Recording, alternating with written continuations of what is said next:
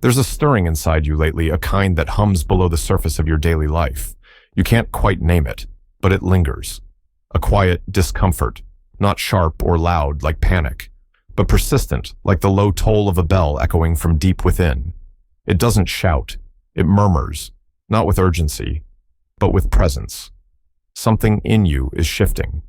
You feel it when you pause between tasks, when you're washing the dishes, when you look at the sky and realize you're not really sure what you're waiting for, but you are waiting for something, for a sign, maybe, or for yourself. Carl Jung might call this the first ripple of individuation, the moment your soul begins to press against the boundaries you've accepted for too long. The life you've built may still look intact, still make sense on the outside. You're doing what you're supposed to do. You wake up, go through the motions, show up, smile, nod, produce, rest, repeat.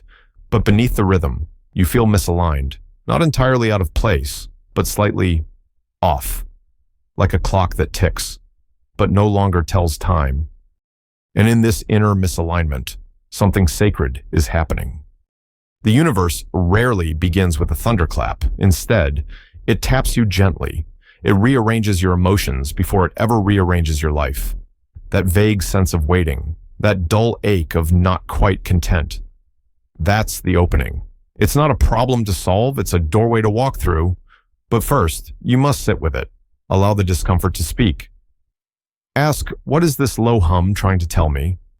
Maybe it's the soul whispering that you're not where you belong, not because you've failed, but because you've outgrown the life you once needed.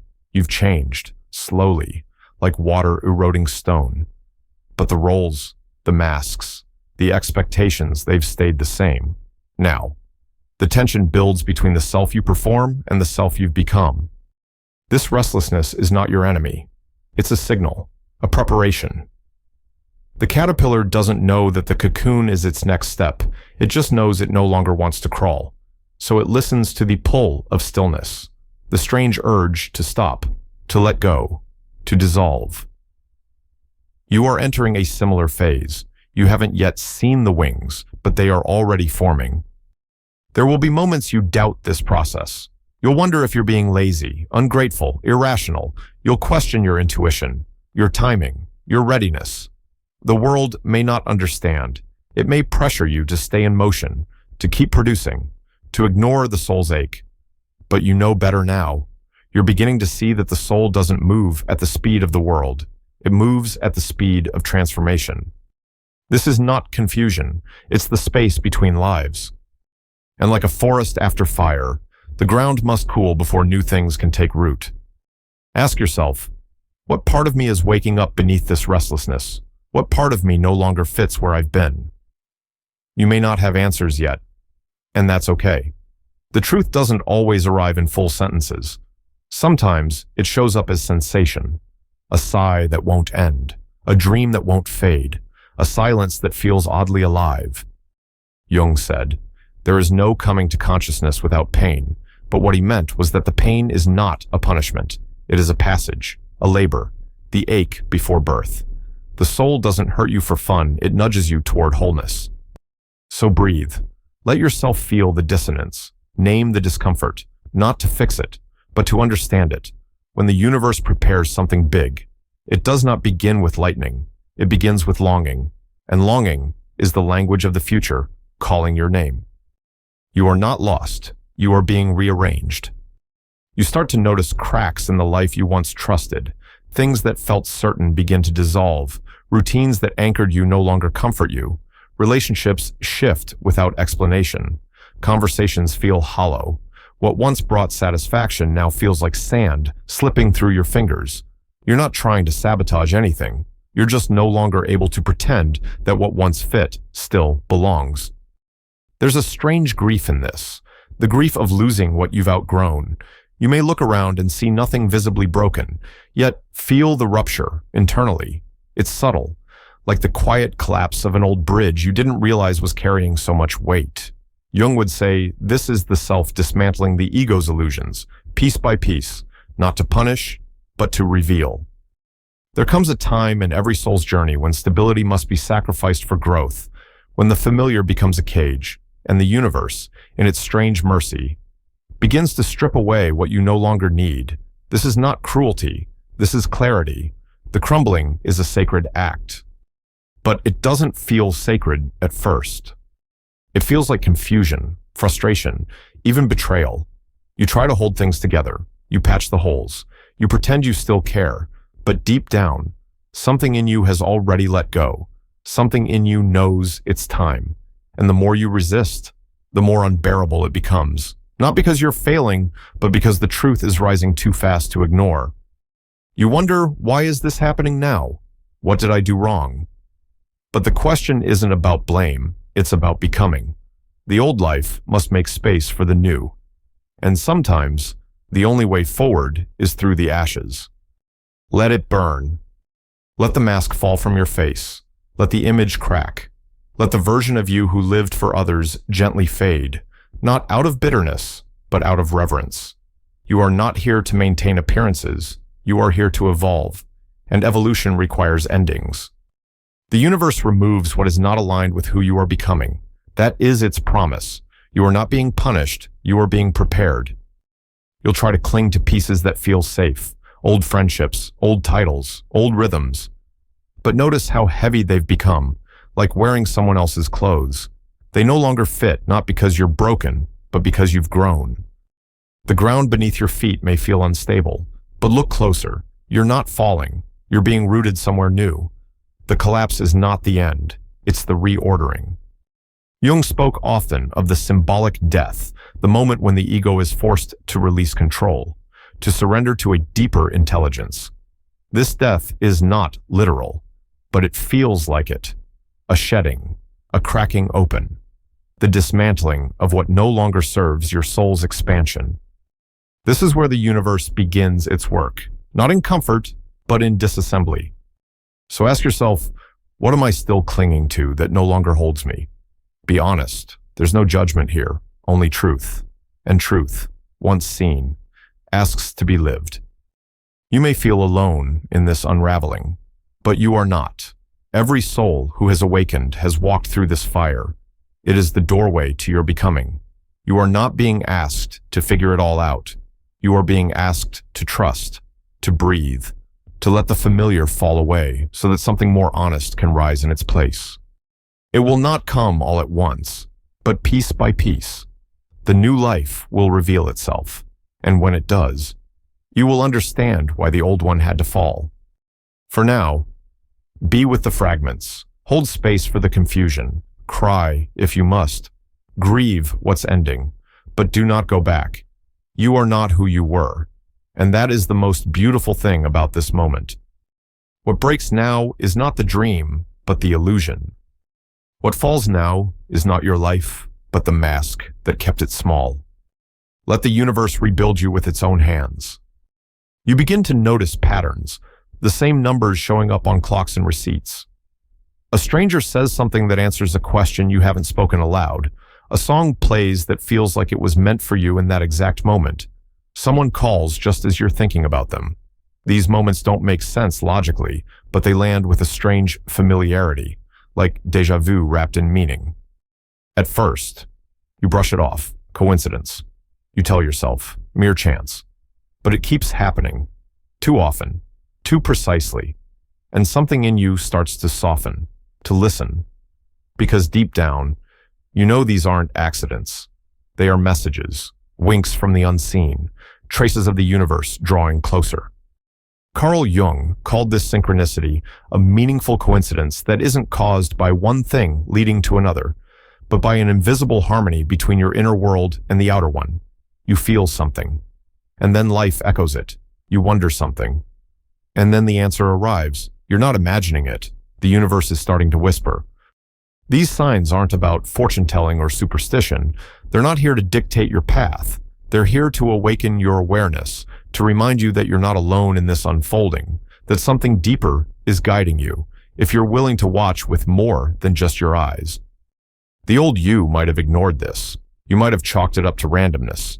But the you that is awakening feels the pull. You're beginning to see the poetry behind the logic, the choreography behind the chaos. And when the universe begins preparing something big for you, synchronicity becomes the language it uses to prepare your heart. One day, you're thinking about leaving your job. The next, you overhear a conversation in a cafe about someone who did just that and found peace. Another day, you wonder if you should reach out to someone from your past. Then they appear in your dreams. Again, again, again. The message becomes clear not through words, but through patterns. Life starts speaking your language. This is no longer about proof. It's about resonance. You feel it when a sign lands, not just in your mind, but in your body. A stillness, a knowing, like something inside you has nodded yes. But it's not always comforting. Sometimes, these signs confront you. They push you to look closer, to stop hiding, to accept what you already know. Because synchronicity doesn't just confirm your path, it reveals what's blocking it. You begin to see the mirror in every encounter. That person who irritates you, they carry a piece of your shadow. That opportunity you keep attracting but feel unworthy of. It reflects your unclaimed power. The universe is not outside of you. It's communicating through you. And now the veil is thinning. A friend tells you a story that unlocks something you buried years ago. A podcast you randomly select speaks directly to your inner doubt. A quote shows up at the exact moment you need courage. You can't explain it, but you don't need to anymore. You just need to receive it. This is the new kind of intelligence that's waking up in you, not the intellect, but the intuition, not knowledge, but wisdom, not answers, but guidance. Ask yourself, what is life trying to show me through these patterns? What deeper truth am I being invited to see? This awareness shifts everything. You stop seeing life as a series of isolated events. You start seeing it as a conversation, a dance, an unfolding that includes you, speaks through you, and evolves with you. You begin to co-create rather than control. You listen more than you demand, and slowly, you learn to trust. There's no need to chase signs or search for omens. The moment you align with your truth, the world becomes your oracle. Everything starts to reflect your inner transformation. The more present you become, the more precise the signs appear. It is not magic. It is alignment. It is not fantasy. It is consciousness. And now, you are entering a phase of deep listening. Every encounter, every repeat, every whisper of intuition is a part of your map. And though you may not know the destination yet, the road is being marked by the quiet glow of synchronicity. Follow it. You don't need certainty. You need curiosity. You don't need a plan. You need to trust your awareness. The universe is not just planning something big for you. It's already speaking to you in every moment through symbols, echoes, feelings, and the rhythm of your own breath. Listen closely. It's all beginning now. You find yourself pulling away from the noise, not out of resentment, but necessity. The conversations that once felt engaging now feel empty. Social gatherings exhaust you in ways they never used to. The buzz of the world news, screens, expectations starts to feel like static. What once energized you now drains you. You're not running away. You're simply hearing a quieter voice that's been calling for years. And now you're ready to follow it. This call to solitude is not loneliness. It is preparation, a sacred retreat. When the universe begins readying you for something profound, it often begins by clearing space, and that means fewer distractions, fewer opinions, fewer false obligations. You are being drawn inward not to escape the world, but to remember yourself. At first, you may resist it. You wonder if you're becoming cold, distant, too sensitive. You worry that something's wrong with you, but nothing is wrong. In fact, something is finally right. You're beginning to hear your own voice again, the one buried beneath layers of performance, compliance, and people-pleasing. You're not disconnecting from life, you're reconnecting with your essence. Carl Jung understood this sacred solitude. He wrote about the individuation process as a turning inward, a descent into the self, where the outer world temporarily loses its grip. It is not isolation, it is incubation, like the cocoon, like the cave, like the quiet before spring. You may notice yourself craving silence. You may find comfort in long walks alone, in journaling, in sitting without needing to be productive. You may begin to choose depth over distraction, slowness over speed, simplicity over spectacle, and in that stillness, you begin to feel something ancient reawakening in you, your soul's memory of wholeness. This is not the time to explain yourself. You don't owe anyone justification for your boundaries. This isn't about being understood. It's about becoming honest. You're starting to recognize how much of your identity was built around being available for others. Now, you are becoming available for your own becoming. There's grief in this too. Letting go of obligations that once gave you a sense of worth. Saying no when you've spent years saying yes. Choosing stillness when the world worships motion. But beneath that grief is something sacred, your own presence. Undiluted, unapologetic. You begin to meet parts of yourself you forgot existed. The child who loved wonder, the artist who saw patterns in shadows, the soul who never needed approval to be radiant, in solitude. These parts rise like old friends you didn't know you missed. Stillness becomes your sanctuary. You begin to notice the rhythms of your body, the textures of your thoughts, the true weight of your emotions. You hear your inner world like music that was always playing, just too quiet to notice before. And in that inner space, the universe begins to whisper. Not in commands, not in blueprints, but in impressions, hunches, longings, a sentence that lands out of nowhere, a vision you sketch without knowing why. You may wake from a dream and realize it held a message. You may feel drawn to a book, a symbol, a memory from childhood. This is the unfolding, the gathering of pieces, the prelude to something more. Ask yourself, what is this silence trying to reveal to me? What part of me have I silenced by always being available for others? You do not need to become a hermit. This is not about abandonment. It's about reclamation. You are not leaving the world. You are returning to it differently, more whole, more anchored, more real. There is power in solitude, the power to see clearly, to choose wisely, to heal deeply, and to become honest about what you truly desire, not what was expected of you, not what made you acceptable, but what makes you alive. As you begin to listen to this quiet pull, you may feel moments of fear, the fear of missing out, the fear of being forgotten. But notice that fear is not your truth. It is the voice of the old self, the one who thought validation was love and busyness was value. You are learning a deeper truth. Now your worth does not require witnesses. And in this quiet, the next version of you begins to take shape, not with fanfare, but with breath, with space, with listening. Let yourself go quiet. Let yourself be with yourself. The world will wait. Your soul cannot. In the quiet you've created, something begins to stir from below. It's not the peace you expected, not yet. At first, it's more like discomfort, irritation, even fear. Old memories resurface. Buried emotions rise uninvited. Things you thought you'd left behind come knocking again. You try to distract yourself, to push them back down, but this time, they don't disappear. This time, they want to be seen. The universe does not prepare you for something big by only showing you the light. It prepares you by illuminating the darkness. To the parts of yourself you've exiled, rejected, or hidden. Carl Jung called this the shadow everything within you that your ego has refused to accept. And now, your shadow is in the room with you. You see it when you react more strongly than you expected, when jealousy flashes through you, even though you think of yourself as generous, when resentment seeps in, even though you've always been the forgiving one, when a part of you whispers that you're not worthy, not lovable, not enough, no matter how much you've achieved. This isn't failure. This is the next step. Shadow work begins when the universe decides you're ready to meet yourself, not the curated version, but the real one, the version of you that holds both light and dark, love and fear, power and pain. The shadow doesn't want to hurt you. It wants to rejoin you. It holds the keys to your creativity, your depth, your truth.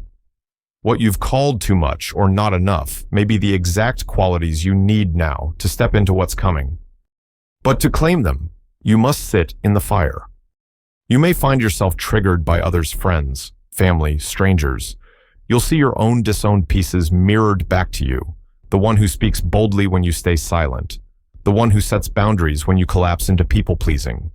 These aren't just people, they're messages. The world becomes your mirror, and it reflects everything you've hidden from yourself. It's easy to judge the shadow, to say, this isn't me, but what if it is? What if the anger is your voice calling to be heard? What if the sadness is the grief you never let yourself feel? What if the fear is a doorway, not a wall? Ask yourself, what part of me have I been afraid to meet? There's no need to conquer the shadow. That's just another ego trick. Instead, try sitting beside it. Listen to its story.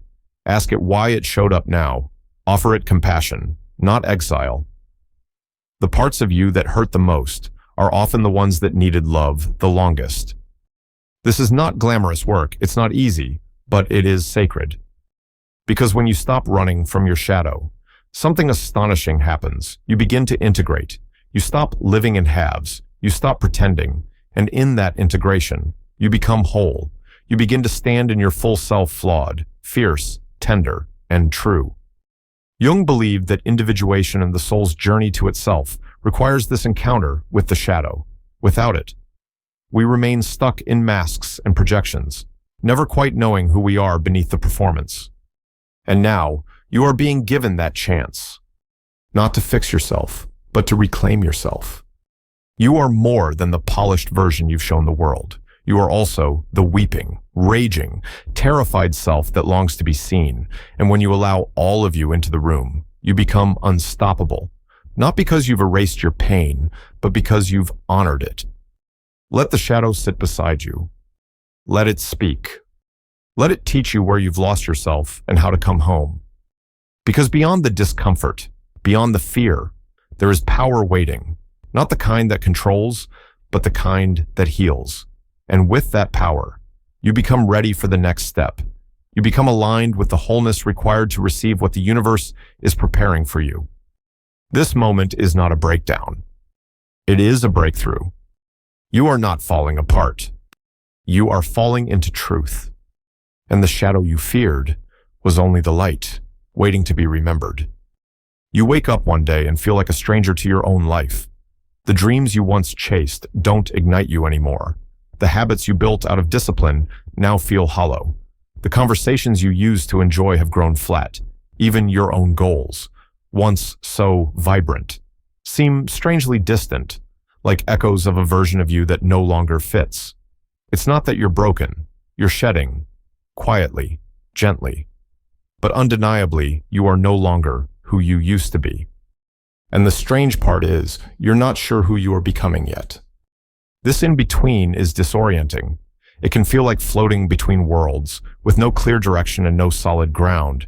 You may feel numb, or restless, or both.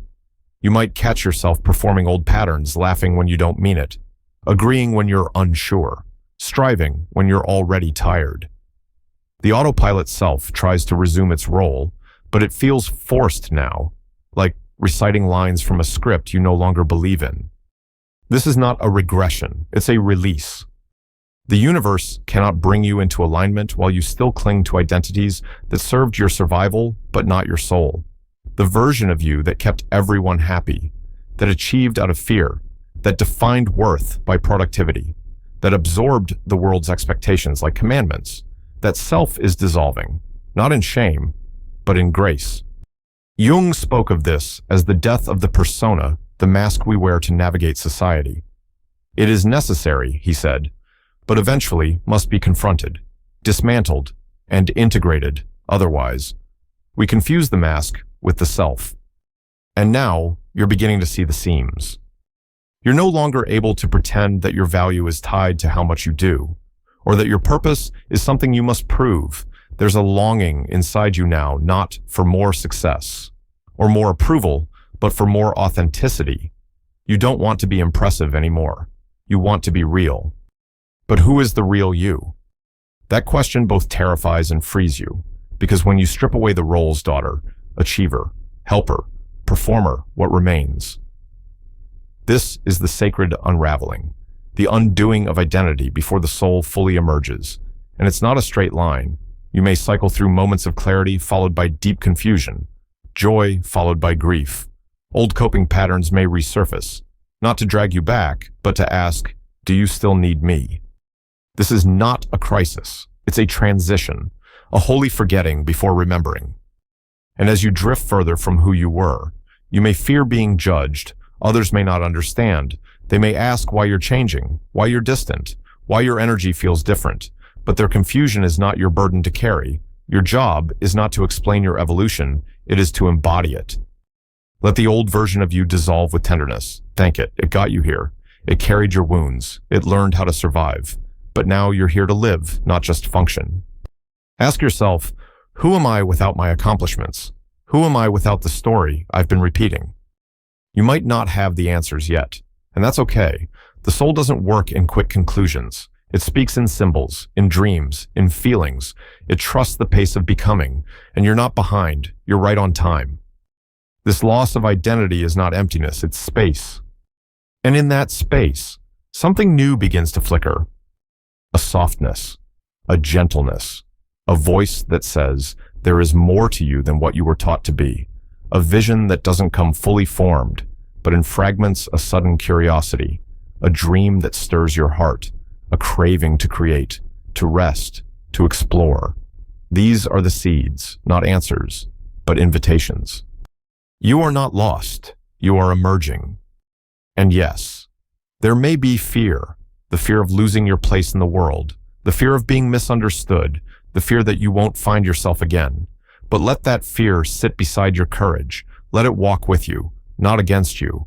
Because the truth is, the person you're becoming doesn't need to be found, only revealed. This is the stripping away, the surrender of what no longer feels true. And in the stillness that follows, the most important truth begins to rise. You are not here to fit a role. You are here to become a soul in full bloom. Somewhere in the quiet beneath the crumbling personas and the unraveling plans, something soft begins to stir.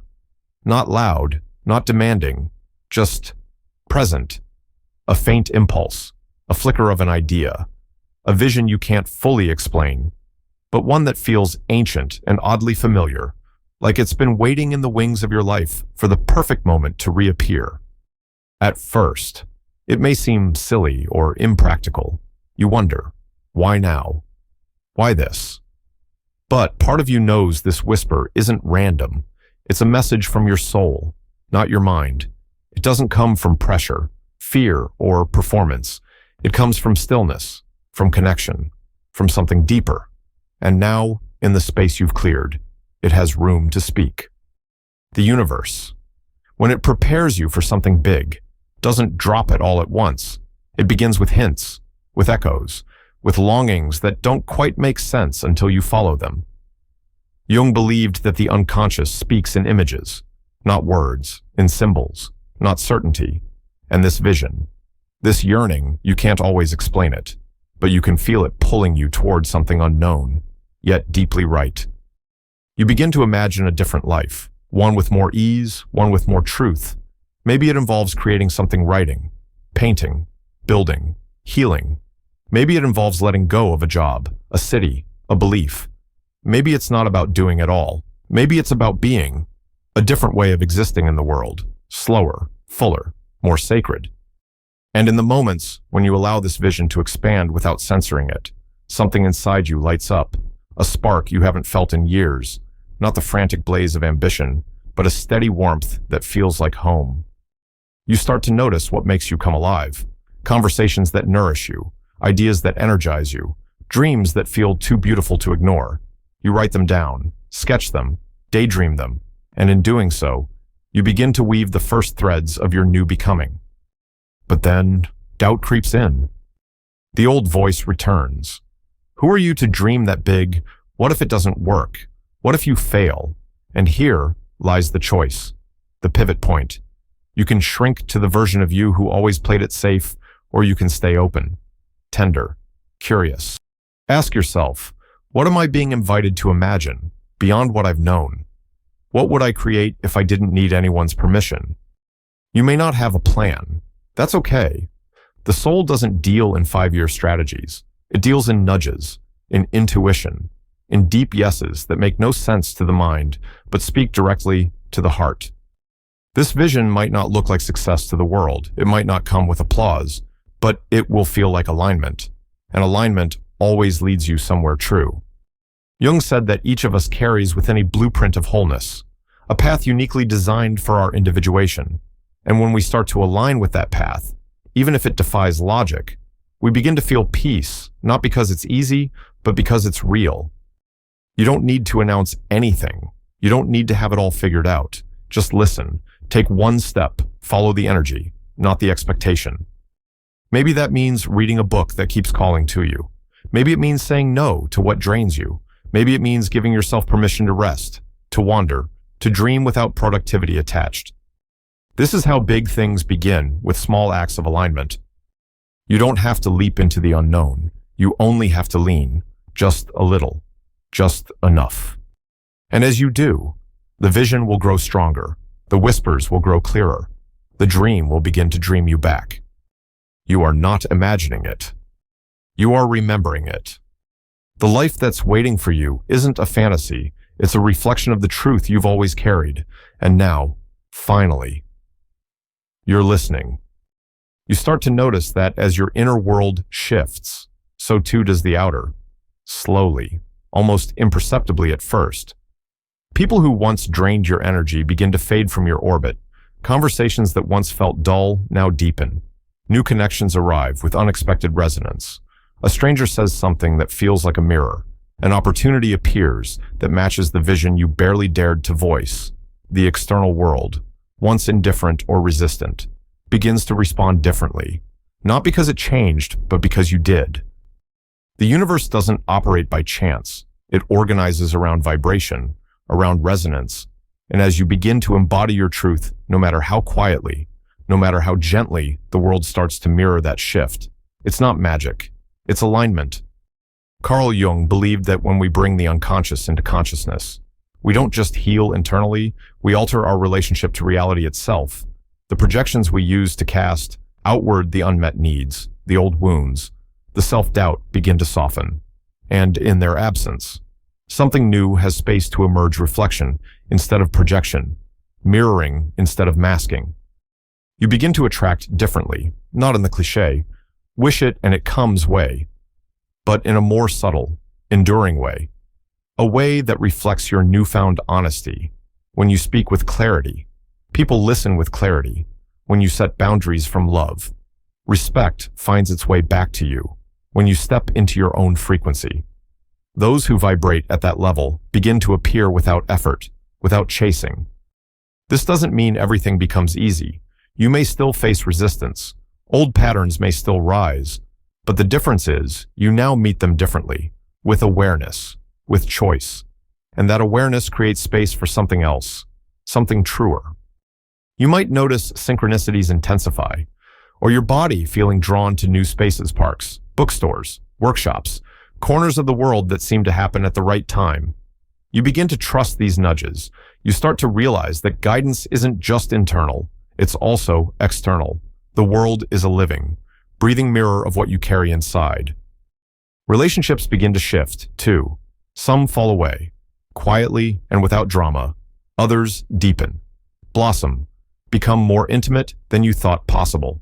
As you stop performing, you create space for connection not based on roles or routines, but on resonance. You stop needing to explain yourself. You simply show up as you are, and the right people meet you there. Ask yourself, what is the world showing me about who I am becoming? What reflections am I noticing in the people and moments around me? There will be moments when the mirror stings, when someone triggers your old wounds, not to hurt you, but to reveal what's still healing. See those moments as gifts, not punishments. They're here to make you more whole. You are learning to see the world not as a stage where you must perform, but as a sacred partner in your awakening. Every interaction becomes a portal, every encounter, a lesson. And as you walk this path, you become less reactive, more responsive, less driven by fear, more led by trust. Jung wrote of the anima and animus, the inner masculine and feminine archetypes, and how their balance within us shapes how we relate to the outer world. As you integrate these polarities inside you, your relationships begin to harmonize. You stop needing someone to complete you. You begin to magnetize from wholeness, not hunger.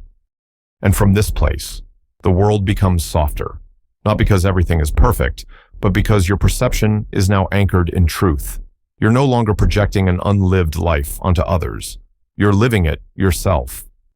The more authentic you become, the more aligned your path feels. The right people, the right places, the right chances, they don't need to be forced. They arrive, not because you chase them, but because they recognize the truth of who you are now.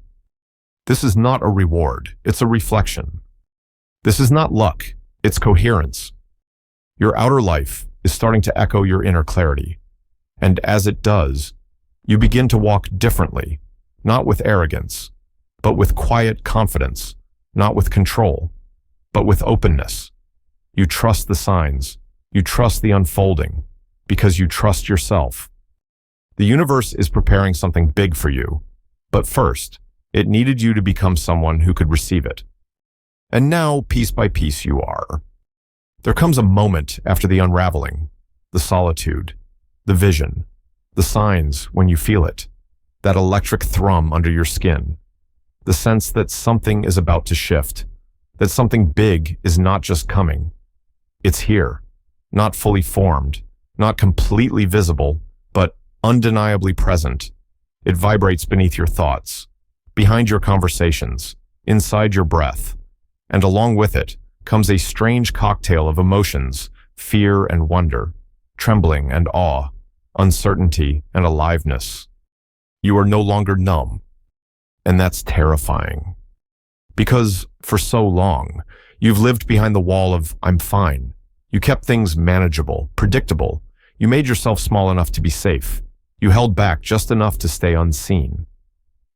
But now, the wall is cracking, and what's pouring through it is not just your dreams, it's your life force, raw, wild, unfiltered.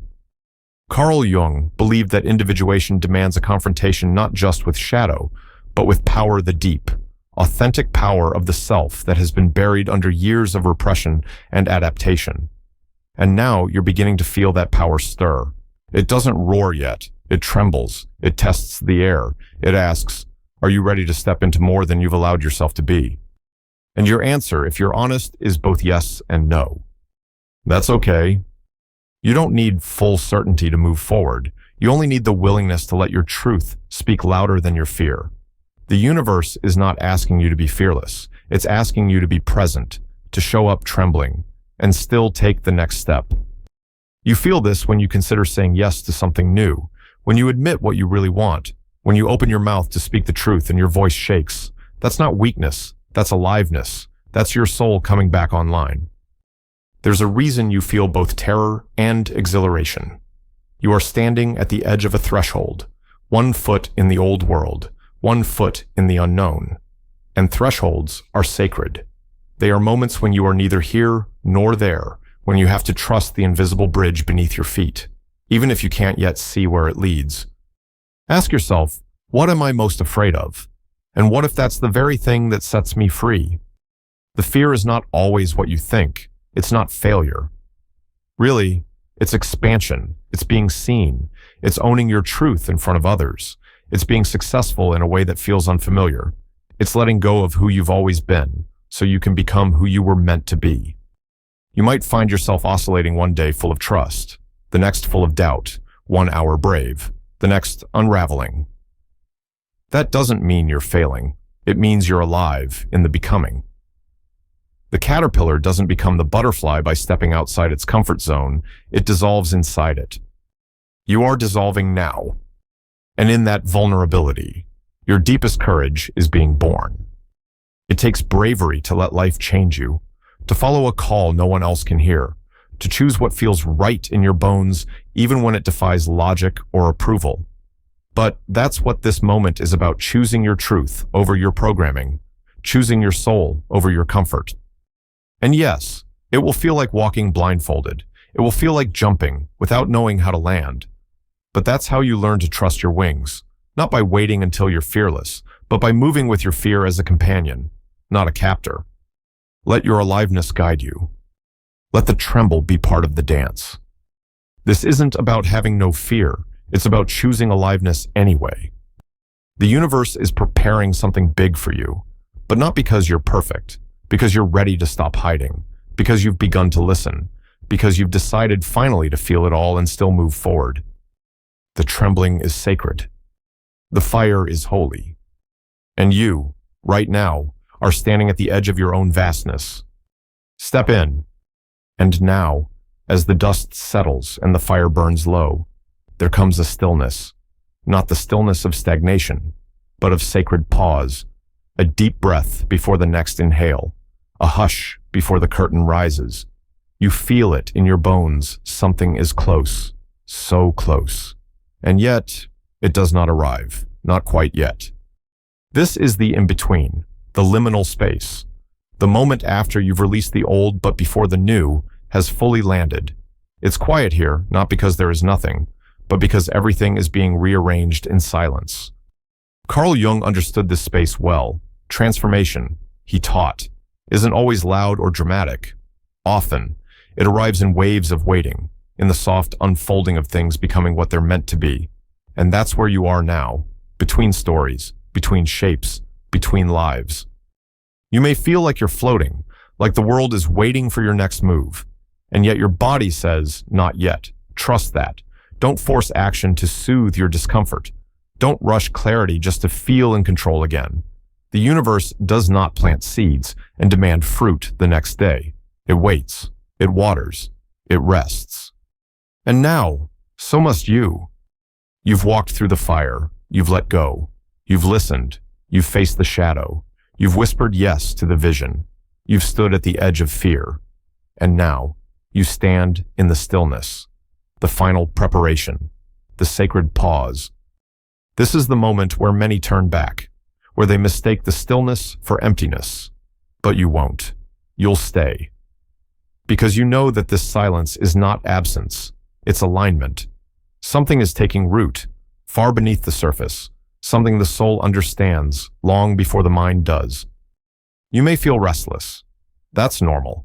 You've been rewired for motion, for doing, for proving. But none of that is needed here. This space asks nothing of you except your presence, your trust, your breath. Ask yourself, can I be still and know I am becoming? Can I rest in the unknown and still feel whole? The world outside may not see the shift. It may look like nothing is happening.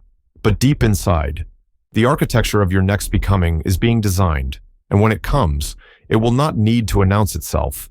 It will feel like remembering. Let this moment cradle you.